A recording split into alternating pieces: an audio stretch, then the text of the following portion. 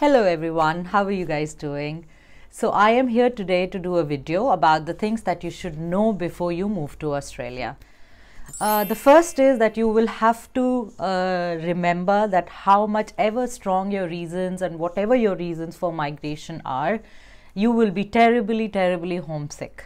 You will miss your home country, you will miss your family, you will miss your friends. And I have a lot of friends who've been here for many years and they still say that they're homesick. So that homesickness feeling will not go away from you. Relatively, Adelaide's cost of living is quite low in my opinion. So what I mean to say here is that you've got options. So if it's about food, you've got options of buying cheap food or buying reasonable food. If you research well, there are some farm markets that are set up once in a week. If you go to those markets, then the cost of buying those groceries or farm products can be less.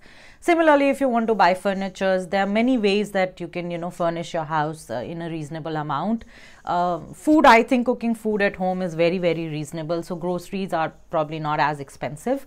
In my opinion, I think the cost of living is relatively low than what you may think of before you migrate. That the fashion of cooking only on weekends is really high, and everybody cooks on weekends and stocks up food and in their freezer and then consume it the entire week.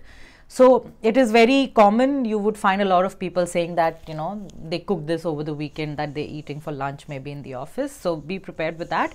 And in fact, you may never know, you might also very soon get into that culture of cooking only on weekends. For some reason, things here are so busy that it is very difficult to cook that kind of a lavish meal that we are so used to every day and maybe twice or thrice a day. That be prepared that if you're looking to buy a house here or if you're looking to get a house on rent, you will have to attend house inspections. So house inspections are basically a window where you have a property agent who is available at the house that is for that is for sale or that is for rent, and you get a 15-minute window or a similar kind of a window in which you need to go and check the house and find out things that you want to find out about the house. In order to attend those inspections, you first have to go online and shortlist the houses that you would like to attend the inspections for. So you go online to different websites. One is realestate.com.au, for example. So you go on the website to look at the different options, put in different filters, and whatever options you would like to inspect, you check when their inspections are scheduled. You also fill up an online application form, and that is how when you invited for the inspection, you go and inspect the house, and then you again provide your documents, and basis those documents and forms, the landlord will decide if they want to give that house to you or not. And these inspections are often done on weekdays, and they can be done at any time of the day. If you're coming from India, you will find one striking difference, which is in the weather. The weather is absolutely opposite of what you have in India. So in a given month, whatever is the weather in India, it's exactly the opposite. Next is something again which I've talked about in my videos before, which is you don't really have many options for home delivery, especially if they're not free. You may have to pay a little extra. And but you do have an option of click and collect, where you place an order online and you just go to the driveway of those stores and pick up stuff. If you're coming on a permanent resident visa, you have Medicare facility given by the government here. If you do not have Medicare facility because of your visa subclass, then you may want to take a private insurance. What you should know is that even if you've got Medicare or you've got a private insurance, not all the treatment is absolutely extremely free. There is a gap payment that you may need to pay, though that amount is very low. But saying that medical is absolutely completely free probably is not correct. From far off, I used to think that maybe all the houses here in Australia have central heating and conditioning, and that's not true. Most of the houses, the basic initial houses that you may take, may not have central heating here.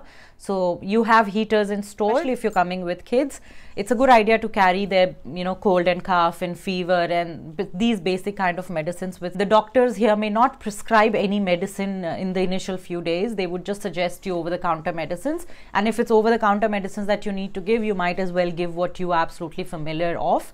So I think it's a good idea to carry some Saridons or Disprins and Combiflams and paracetamols and Crocins and Timinic for kids and things like that. So that'll give you that comfort, because there is a chance that in the initial few days after you move, because of the weather change, if not you, the kids may get sick a bit. They may catch cold or they may catch a fever or something like that. So you should be equipped. It'll give you that sense of comfort. Most of you know that Australia is known for the amazing work-life balance that they have. So Friday for everybody is a great deal here, and they work the entire week to be able to have a relaxed weekend. If it's a good weather, you will find people are out of their houses on a weekend very early morning. They'll be on the beach, in the park, or wherever. So, and very rarely you would find anybody, getting very bogged down with work and working, overtime or working on the weekends and things like that. So be prepared. That is why a lot of people actually have a very nice family life here, because once you're off work, you're not thinking about work, you're not getting calls from work. Okay, what I'm going to tell you is something which you may not have heard, but be prepared to feel very, very poor when you come here. So how much ever money you may have, you will feel that you were much better off financially in your country. First, initially, obviously, you will have issues in getting a job of a kind, and a well-paid job. Also, till such time you've not understood what kind of income you have and what kind of expense you have to make.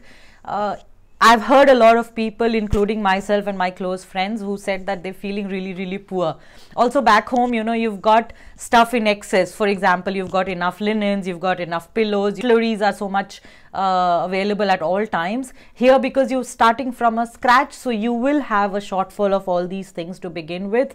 You must have never thought of, plates or spoons going short if you have people coming to your house, but that kind of a feeling you may get here because you go very slow. So be prepared that you will feel poor in the initial few days. Okay, the common form of greeting here is how you going, so it could be how are you, or it could be how you doing, but the most commonly used is how you going, and I was not used to it. So I was like, did I not hear correct?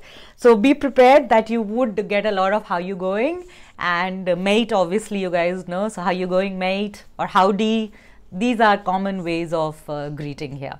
One thing that you may want to know about the gyms here is they maintain great hygiene. Everybody in the gym here is supposed to carry a big towel of their own at all times wherever they're going, and whichever equipment they use, they spread the towel, and that's when they sit on it or lie down on it. So it's very hygienic, and a lot of gyms here have play areas. So if you are a parent who would go to a gym with a child, you will have crèche facility or play areas where the child could also be entertained. Not too impactful, but still strikingly different is people don't use WhatsApp here. So people who are, Aussies or other nationalities but Indians, they don't use WhatsApp here. They use text messages to communicate, or Facebook Messenger is actually very common here. If you are a smoker, you're going to have a tough time because cigarettes are very, very expensive here. Again, if you smoke just as much you're doing in India and you're quite regular, you may end up spending, if not more, same amount in cigarettes as much you spend in groceries. So it's a good idea to start quitting from where you are.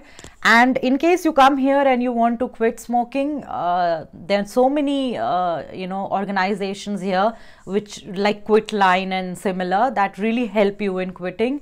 You can, if you want to quit smoking, you can go to a GP here and they write you some patches and some medicines that you can use, and they're really cooperative. So a lot of people that I know who came here who were big time smokers have been successfully able to quit smoking. One, because it's so expensive that it really pinches, and second is you've got a lot of help here to be able to quit smoking.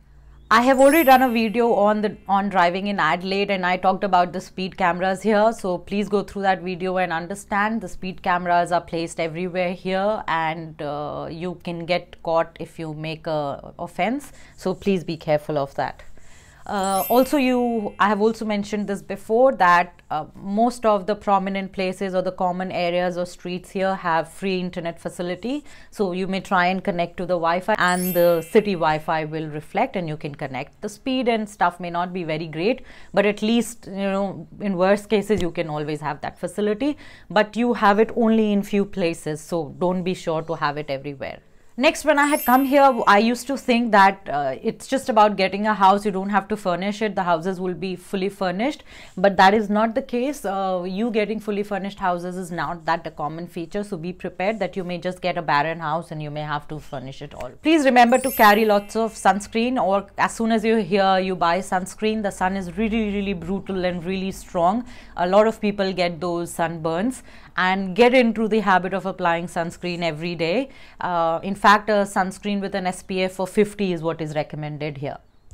The weather here is quite erratic, so you may find that it's very sunny in the morning and you step out in normal t-shirt, and then all of a sudden it will start raining and you're not prepared, or all of a sudden it will become very chilly. So usually when somebody is going out, or it's a good idea in your car, you keep an umbrella or you keep a spare jumper or a jacket, so that if at all the weather changes, you equip to handle it.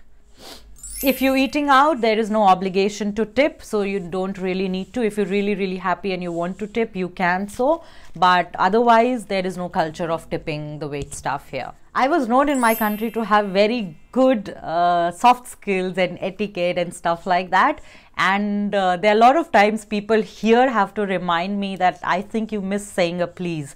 So you have to say a lot of pleases and thank yous. If you don't say please and thank yous, people really get offended here. So intonation and choice of words is all separate.